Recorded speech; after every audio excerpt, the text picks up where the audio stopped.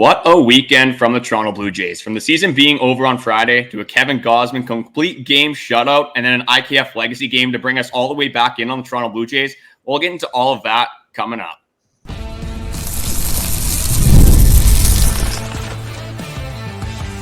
You are Locked On Blue Jays, your daily Toronto Blue Jays podcast.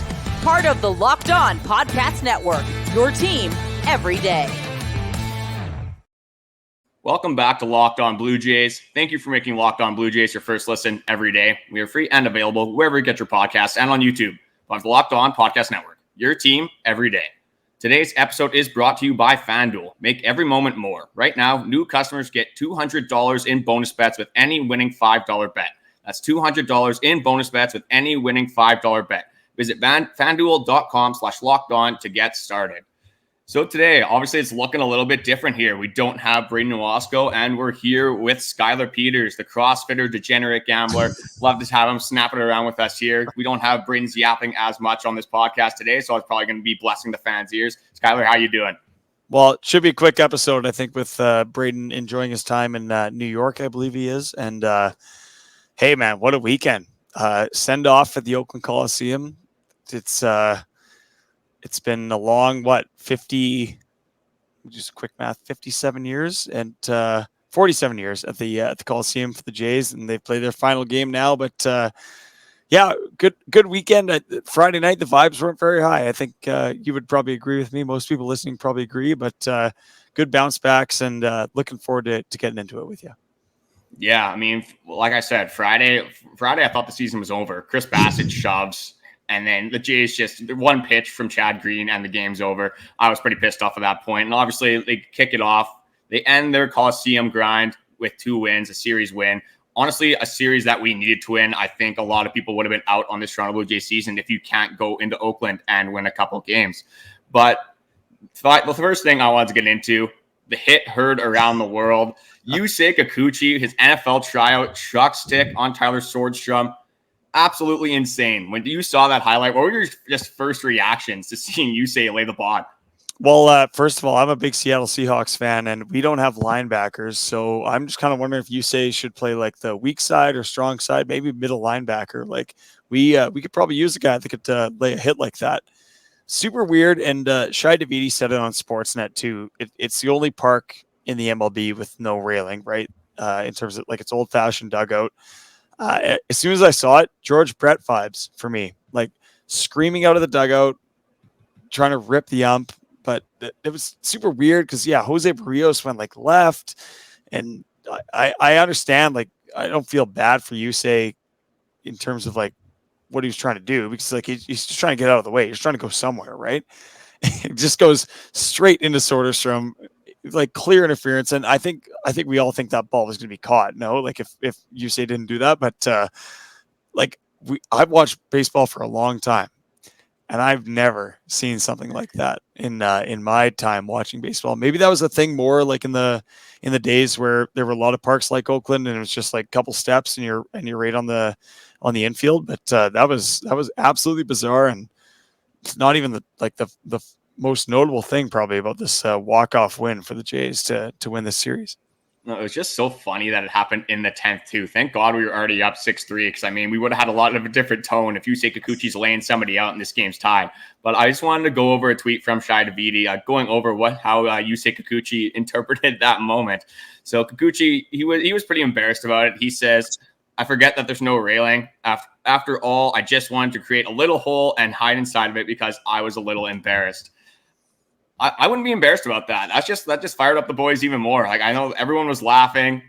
Chris Bassett, it looked like he turned away right away, and I couldn't really tell because he was hiding his face, but it looked like he was killing himself laughing. That was one of the funniest things I've ever seen as a baseball fan. And you're right, you don't see that anywhere else, because now with all these updated stadiums, they all have the railings. Everything's pretty blocked off for the most part. Like Oakland, looking at the Coliseum again, you got the bullpen guys warming up in foul territory, which is something you just don't really see anywhere else. So I just thought that was something we had to get into right away, because yeah, like the Bombers could honestly use him after that terrible performance they had on the game opener there. Like Yusei Kikuchi, like NFL teams might be calling him after his MLB career is finished off. But saying that, I guess we'll get into the rest of that game. this was just a crazy game all around. The Blue Jays get up early, and then I honestly thought they were going to lose 3-2. And then Dalton Varsho in the 8th has a huge single. Then the IKF bunt, and then Dalton Varsho steals third base. That's such a gutsy move from this staff, but it works out very well. You get David Schneider pinch hit, drives in that run, and then obviously IKF legacy game heard around the world. This guy's absolutely insane, man. Like I never thought that IKF would be one of the best hitters on this team when we signed him. I'll be the first one to admit it. I didn't love the signing coming into it, but thank God we did this, because looking at this guy's just season stats in general, he's hitting 275, 4 home runs, 26 RBIs with a 713 OPS. And then over his last 15 games, he's hitting 327, a 386 OBP, and a 462 slugging. For a guy that's hitting in the 8-hole, for a Toronto Blue Jays team where it seems like it's always later on in the order, or it's the guys that just aren't hitting that seem to come up in the clutch scenarios, we kind of got blessed today with IKF coming up with the bases loaded and 1 out with a bases clearing double. So how have you felt about IKF so far this season? Well, yeah, I think you're not the only one. Like at the terms of the signing, it's the guy you kind of set your offseason on. The first guy you signed, it was, so-called big money. We were willing to spend $700 million on Shohei Ohtani, but we could talk about that every freaking episode as far as I'm concerned. But yeah, I like it. Like, I'm happy he's playing well because you need him to play well. But at the end of the day, IKF cannot be the guy that's winning you baseball games. There are 7 guys ahead of him in the order that need to play well, and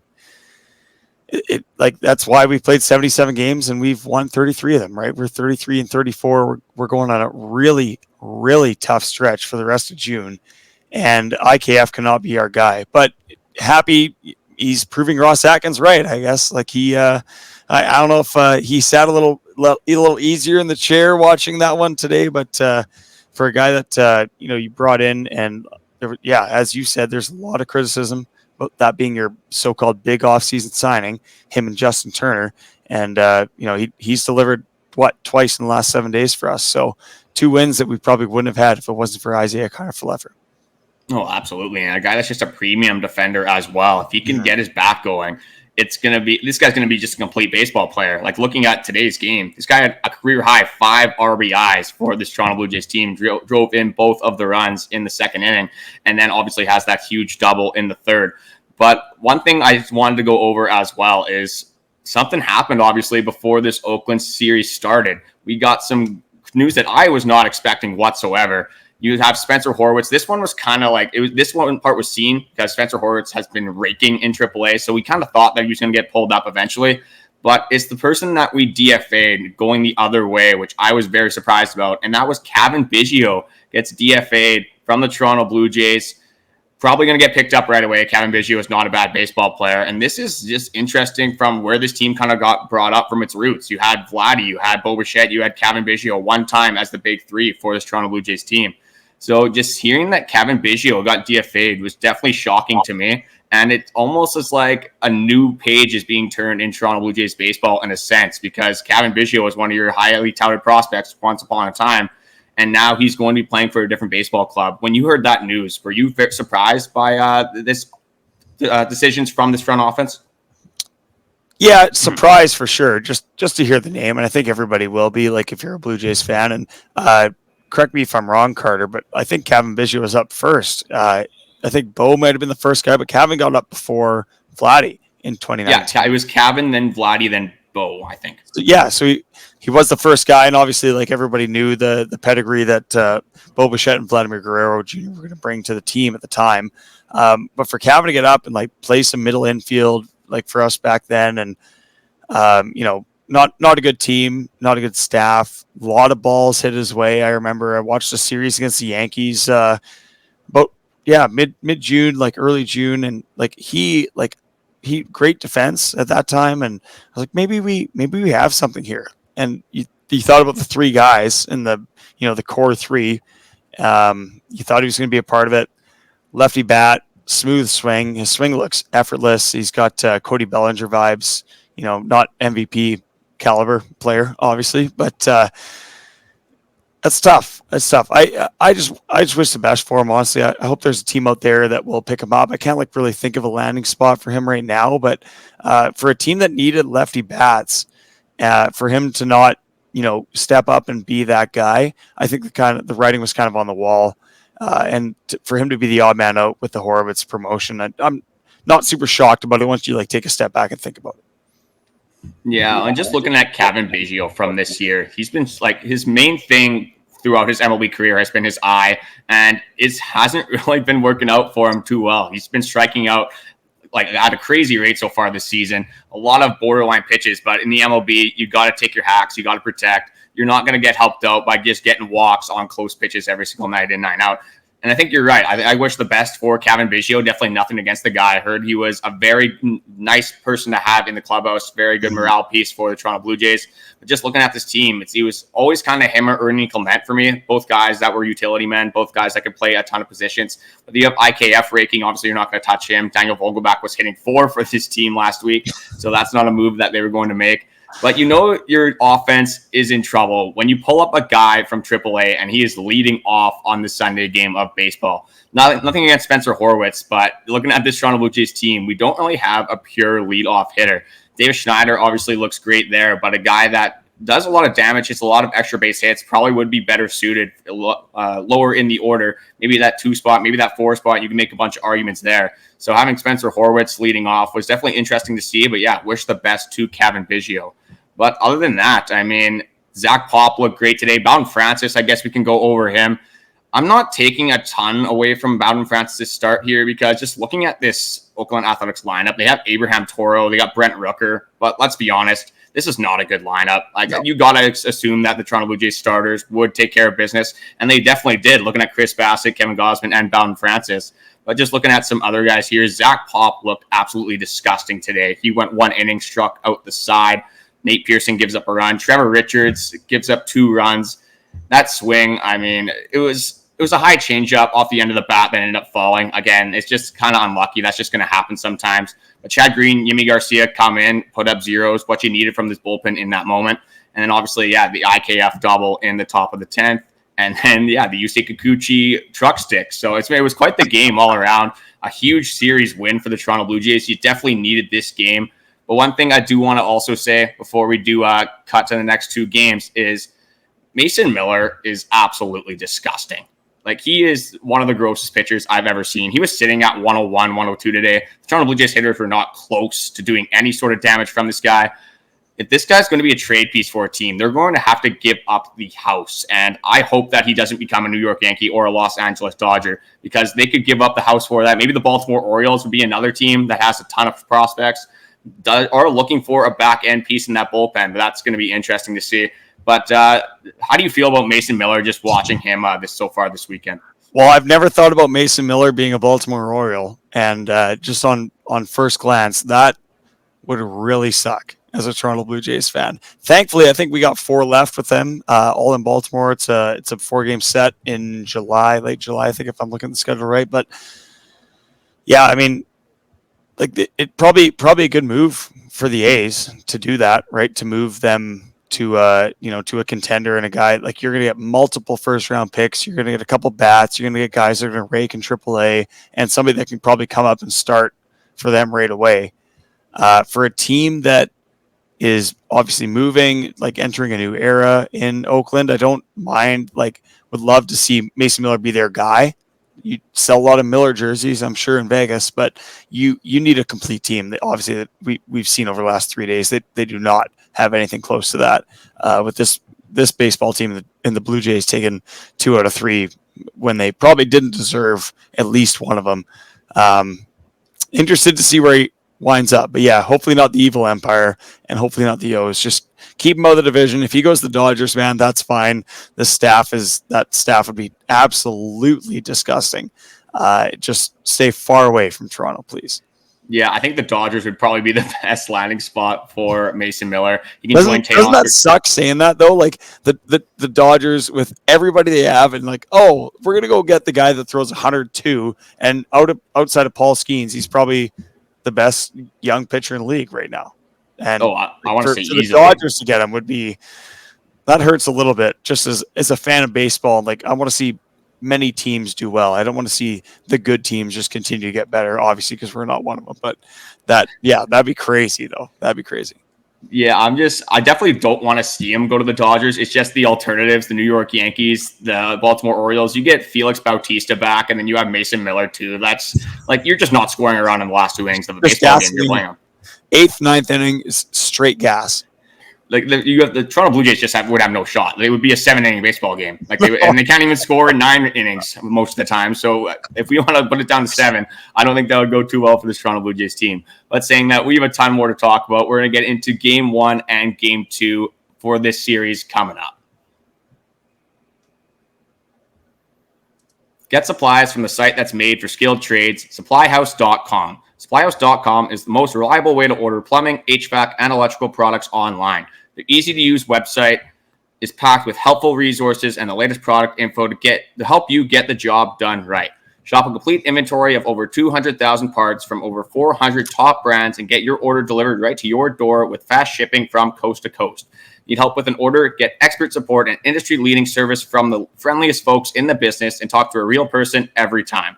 Pros in the skilled trades can get a competitive edge by joining SupplyHouse.com's free Trade Master program. Every Trade Master gets access to a dedicated phone line, free shipping, and discounts on every order. Join thousands of trade pros already benefiting from the free membership at supplyhouse.com/TM and order plumbing, HVAC, and electrical supplies from anywhere with just a few clicks at supplyhouse.com. Today's episode is also sponsored by FanDuel. Summertime means baseball, the NBA Finals, and more, and you can bet on all of it on FanDuel. The Toronto Blue Jays could be making you a ton of money right now. You had Kevin Gausman strikeouts on Saturday. That would have been an easy hit. He looked absolutely stellar out there. IKF for RBIs. Honestly, IKF for any single stat. You give him total bases. You give him good home numbers. runs. Honestly, at this point, let's just take flyers. Yeah, Skyler, do you got any bets that you were throwing on the Blue Jays this weekend? No, KG strikeouts. Honestly, if it's like 5.5, 6.5, and a good number, it's pretty much automatic for me. Take that with the Jays money line. Made me some money on Saturday, but IKF anything, like IKF homer anytime. It's probably like plus 700, plus 750 on FanDuel some nights. That's a guy that doesn't have a power bat, and he's delivered a couple times for this team. 100%. The only thing that you probably shouldn't bet on is the Toronto Blue Jays first inning run, because this team just can't score in the first inning for some reason. Dalton Varsho is another guy. He had some steals. I need him to get steals for this bold prediction that I made earlier in the season. So this guy's going to start running like Forrest Gump if I want to get there. I think he's only at like 7 steals. So we'll see if that ends up hitting. Do you have him to lead the league in steals? No, I had him I had a 30 clip of home runs and 20 steals as my bold prediction going into the season. Ellie De La Cruz has something to say about Dalton Varsho leading the league in steals, that's for sure. Yeah, there's no way that would happen for the Blue Jays, unfortunately for us. Maybe George Springer, though. Look at this guy, 8 for 8 for steals. But anyway, right now, new customers get $200 in bonus bets with any winning $5 bet. That's $200 you can use to bet on everything from the finals MVP to who's going to hit one out of the ballpark. So visit FanDuel.com/lockedon and add a big win to your summer bucket list. FanDuel, America's #1 sportsbook.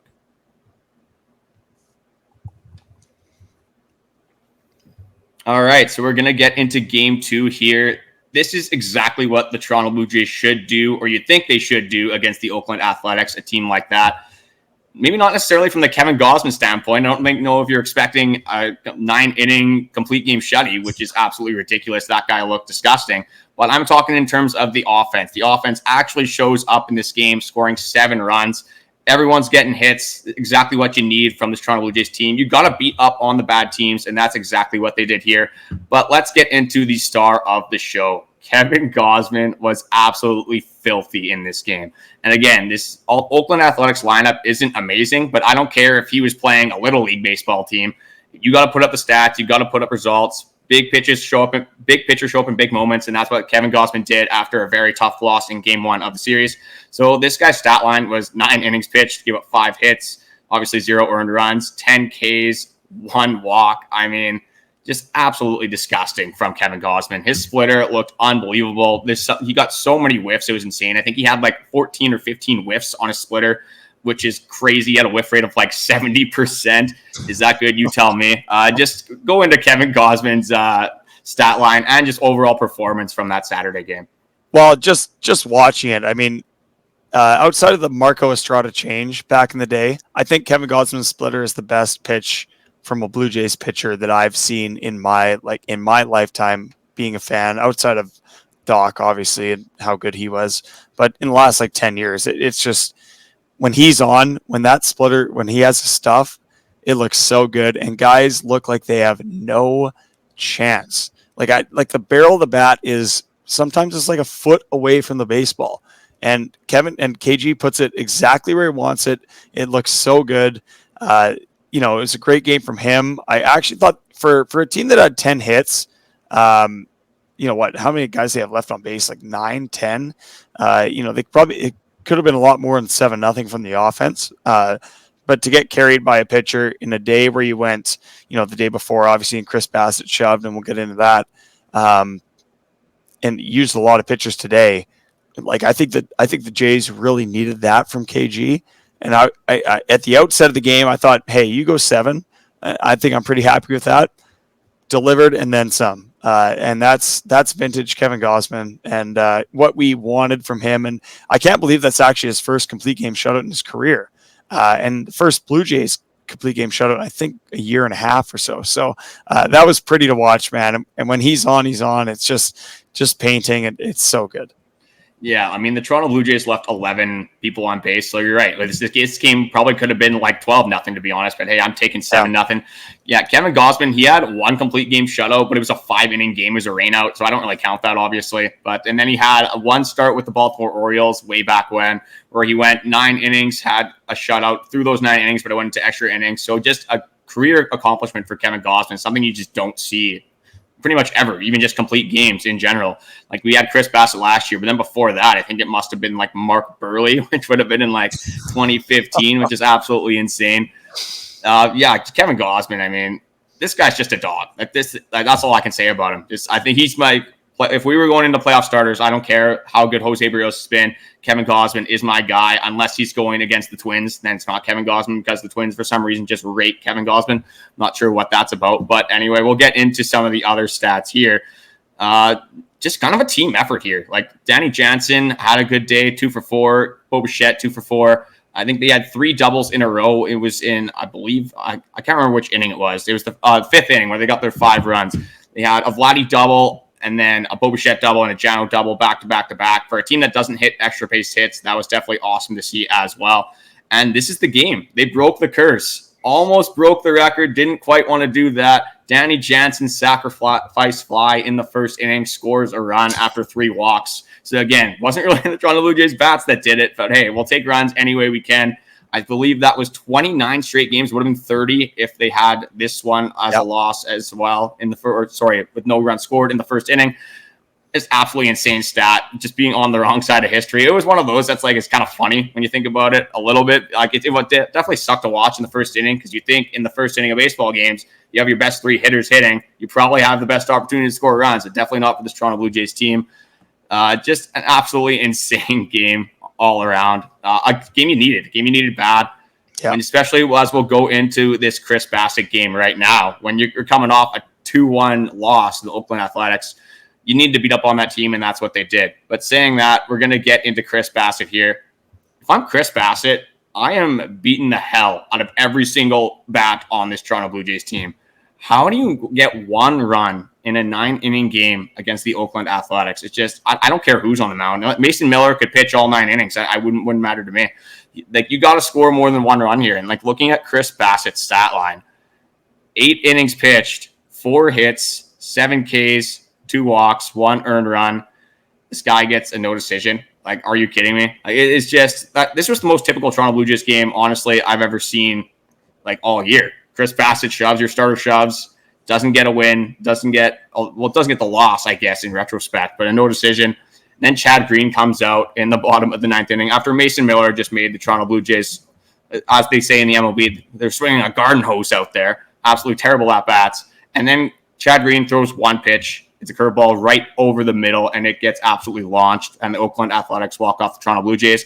How did you feel about Chris Bassett and just the overall game and for Game 1 for this Toronto Blue Jays team? Well, yeah, the vibes did not start high in this series that you needed to take at least 2 wins from, and obviously they end up doing that. And, now we're sitting here on Sunday night and it looks fine.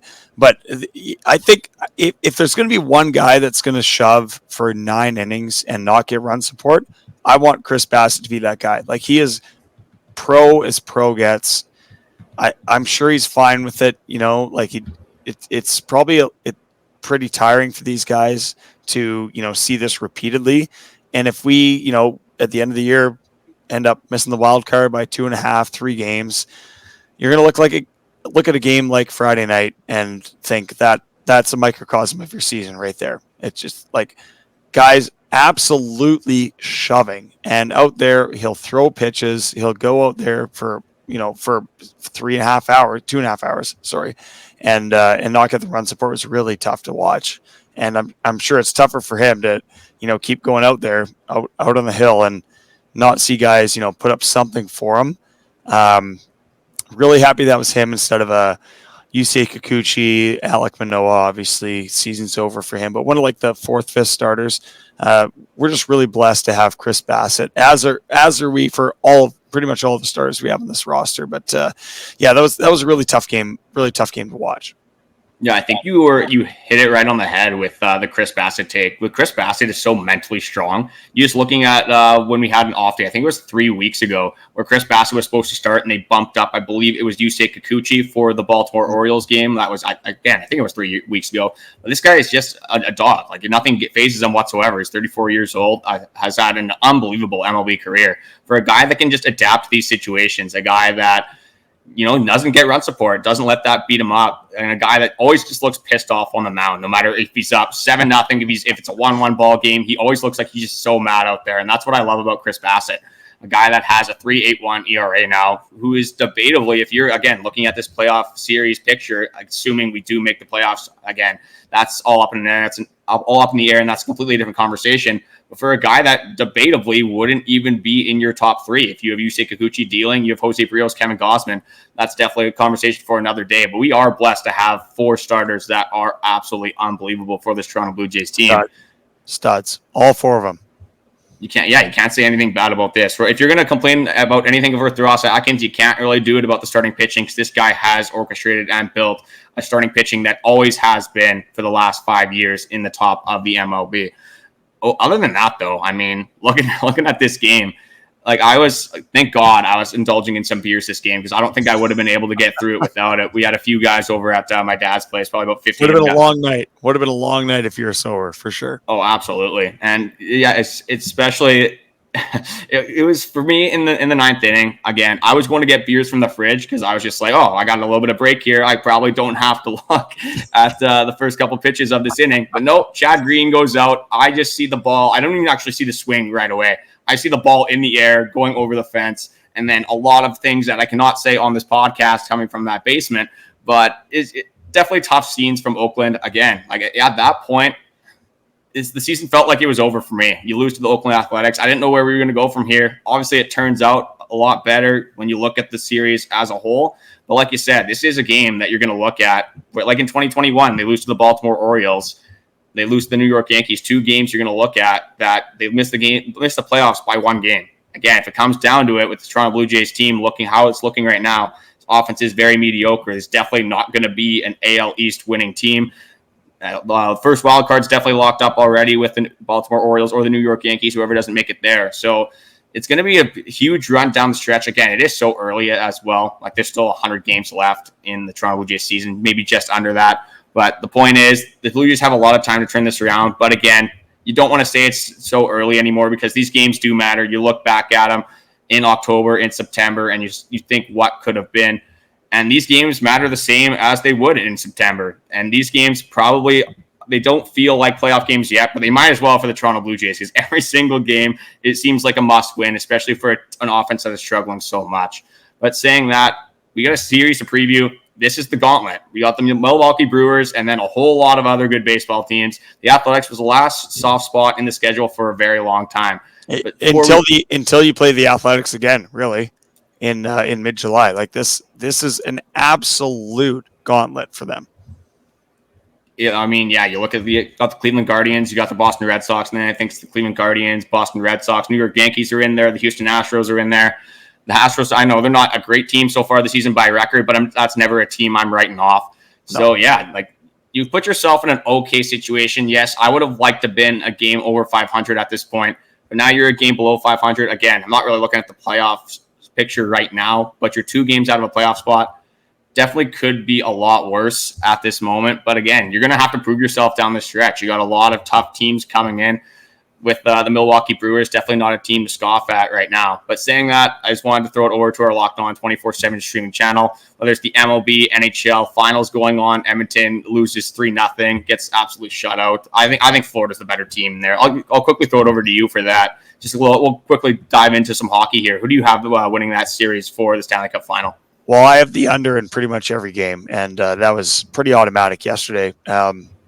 If Stuart Skinner plays well for the Edmonton Oilers in goal, no game is going to go beyond 5 goals because Florida locks it down. And for them to do that against Leon Draisaitl, Connor McDavid, Zach Hyman, and his tap-ins, they looked really impressive last night. Oh, I agree. And for a team like looking at the Edmonton Oilers, you get Stuart Skinner actually had a pretty good game, but Cody Ceci and Darnell Nurse just absolute pylons on the back end. But tough being, I wouldn't say tough being an Edmonton Oilers fan because they're in the Stanley Cup playoffs. But watching those guys, especially with Darnell Nurse's contract, definitely something that's going to make you want to bang your head on the table. But I'll get back to the Locked On 24/7 streaming channel. If you want expert analysis, some breakdowns on this series specifically, the NBA finals are also going on. I think the Celtics won their first game. They actually played tonight. I haven't checked the score. But anyway, if you want to get that expert analysis as well, you can go to the Locked On 24/7 streaming channel, Locked On Sports Today, or the Amazon Fire TV channels app. So we got a series to break down. The Milwaukee Brewers, we're going to get into that coming up. Are you struggling to close deals? Back-to-back selling is tougher than ever, and that's why I want to tell you about LinkedIn Sales Navigator. LinkedIn Sales Navigator is a sales intelligence platform that helps professionals effectively prospect and engage high-value customers, drive higher revenue, and increase sales performance. Sales Navigator helps you target the right buyers, surface key signals such as job changes or which accounts you should prioritize, and shows you hidden allies so you can find those buyers that are most likely to convert. Fueled up by LinkedIn's 1 billion member platform, Sales Navigator gives you the most up-to-date first-party data, enabling you to unlock conversations with the people that matter. Right now, you can try LinkedIn Sales Navigator and get a 60-day free trial at linkedin.com/lockedon. That is linkedin.com/lockedon for a 60-day free trial. Let LinkedIn Sales Navigator help you sell like a superstar today. Just go to linkedin.com/lockedon to get started. So this is a series that is going to could make or break the Toronto Blue Jays season. You got to start it on the right foot, as you do have the gauntlet coming up. This is a series that you got to prove to the fans, the MLB, to honestly themselves as well, that they can compete with playoff teams and they can play good baseball. Again, you can take all you want away from that Baltimore Orioles series, but if you don't get consistency from this Toronto Blue Jays team, you're definitely not going to go anywhere. And as from an offensive perspective, you see it again from this Oakland Athletics series. You score 1 run, then you get 7. And then a pretty inconsistent offense, not a lot at all until you get to those extra innings. You kind of get helped out a little bit with some walks here and there, but you got to give them the benefit of the doubt. They do get the result we were looking for. At minimum, we wanted the series win. They ended up getting it. But saying that, we got to go into this Milwaukee Brewers series. So the first game on the Monday, I have Jose Brios versus Colin Rea. Then I have Yusei Kikuchi versus to be determined. I might be a bullpen day. Not 100% sure yet. And then Chris Bassett, the Hound on the Mound, an absolute dog against Tobias Myers. What are you expecting from the Toronto Blue Jays this series, and what are your keys to getting a series win against the Milwaukee Brewers? Yeah, and just what I've heard, just kind of surfing before the outset of this series, it sounds like for the second time in, 5 games, we're going to face a guy making his MLB debut because all the Brewers channels say this Carlos Rodriguez guy out of AAA is going to be the starter for them. They're 2-4. They went on the road, got a series win over the Tigers, which is like fairly impressive. Coming back home, maybe the vibes are high for them. I feel like them and the Jays are kind of in the same spot. They want to build on what they just did. It could be a tough road trip. I mean, it's a tough ballpark to play in when their fans are in that. So today, I guess, when you're hearing this on the Locked On Blue Jays channels with Jose Barrios, not a game I would like worry about. Tuesday, I think, is the make or break when you have you're gonna have Yusei Kikuchi absolutely dealt, and in the same game, I guess he played the Baltimore pitcher. Name's escaping me right now, making his MLB debut, and Carlos Rodriguez, also 22 years old, 5.17 ERA in AAA. Apparently, he's had a couple of tough outings, 11 starts that kind of inflated that number. So maybe 5.17 is, looking a little more generous than what it should from a Blue Jays perspective. But I really think Tuesday's a make or break game for this series for the Jays. Yeah, a game they're going to have to win. And the Toronto Blue Jays have this weird thing of when they have pitchers making their season debuts, they just absolutely shove and they look like the greatest pitcher to ever surface from the MLB. So hopefully they can get a series win there. I think they got to start it off. They got to keep the momentum going, and they got to get that Jose Barrios win. I think that is so pivotal for this team to keep their momentum going and to hopefully get a series win. That's what I'm hoping for here. If you get a sweep, I mean, I would be over the moon, but that's not something that I think is realistic, not something that I'm necessarily expecting. Looking at this Milwaukee Brewers team, they're 38-27. Looking at the Jays, I mean, we're 32-33. So obviously a lot different there. But the Toronto Blue Jays, it has looked a little bit better recently. You've had such good starts from your starters, and looking at who you have in this series, you got 3 dogs going up. So they're going to give you a chance to win in every single game. It's just whether this Toronto Blue Jays offense is going to show up. Maybe we'll have Spencer Horwitz leading off again. Maybe Spencer Horwitz won't even play at all because he had a couple good at-bats, and John Schneider loves to switch up that lineup, and we'll probably leave Spencer Horwitz on the bench for this entire series. Maybe we'll have Daniel Vogelbach hitting 4 again. So, again, it's always just everything changes in Blue Jays land. It's tough to get consistency from honestly anywhere from the Toronto Blue Jays team except from your starting pitching. But with a couple good series from Bo Bichette, from Vladdy, some guys that are picking it up. Davis Schneider had an off day on Sunday, so he'll obviously play every single game. One person I do want to get into before we do head out for today is I think you referenced this for a little bit, and maybe it was segment 1, but it was Alek Manoah. And Alek Manoah, his season's done, unfortunately for him, a guy that was making strides, a guy that had a lot of positives to look at. But it's from a tweet here from Shai Davidi. Alek Manoah will undergo UCL surgery on June 17th and will miss the remainder of the season. Definitely something tough for the Toronto Blue Jays here, especially with Bowden Francis struggling. Again, looked better in this Oakland Athletics series. But for a guy that everyone was doubting, I'll say it, I was doubting him as well, a guy that had a very disappointing 2023 season when you're looking at his 2022 Cy Young top 3 candidate in that season. Just some tough news to hear for pitcher Alek Manoah for this Blue Jays team. Yeah, Alex, my guy. I was really hoping I might get to see him next weekend against Cleveland at the Raj. But, maybe now that I've thought about it a little more, it's been so up and down for him. And obviously it's not a guy that you can just put in the pen and let him be your long inning guy, coming in the 5th or whatever. That's not Alek Manoah's game. It will never be. At least not with the Toronto Blue Jays. It's not why he took him in the first round. So maybe this is a bit of a reset for him, physically, unfortunately, for a guy that has showed that he still has it at times. But I think it really is. It sounds like it's all upstairs with Alek Manoah. It's been a really tough go the last 18 months for this guy, up and down. He came back against the Tigers, early July last year, absolutely shoved in his first game back in the majors, and they just got lit up. And next thing you know, he's not part of this rotation anymore. So, sitting on the bench. And the one thing I will say about the Yusei Kikuchi truck stick, Sportsnet did cut to the dugout, obviously, for the wide shot of everybody. And Alek Manoah was the first guy out there, dapping him up, giving him a hug, that's all. It's all good, man. It's all good. Obviously, Yusei felt horrible about that, but hopefully Alek can keep the vibes high in the dugout when he's out there for us, and obviously all the best to him physically. And the Blue Jays are better if he can start in 2025 and be our number 3, number 2 guy. We've seen him be, as you said, top 3 guy in the American League, and the ceiling is so high for him. But the floor is also very low. So I just really hope he can come back from this and just kind of find some consistency.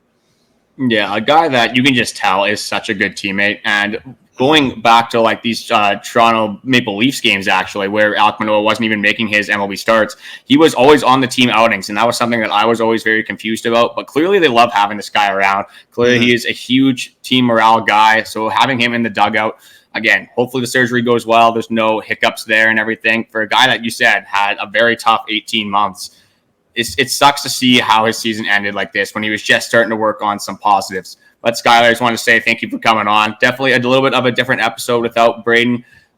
We got into some good conversations here. Yusei Kikuchi obviously leading that with that truck stick. Hopefully, maybe he'll truck another guy against the Milwaukee Brewers. Say that maybe spark the Toronto Blue Jays offense, because they might need something again at some point in the series. So maybe Yusei Kikuchi will be that guy. Maybe Alek Manoah will turn into that guy, a 260-pound fullback going right at the starting pitcher's head. That'd be something that would turn a lot of heads for sure, and maybe that's how we can make his presence felt for this Toronto Blue Jays team.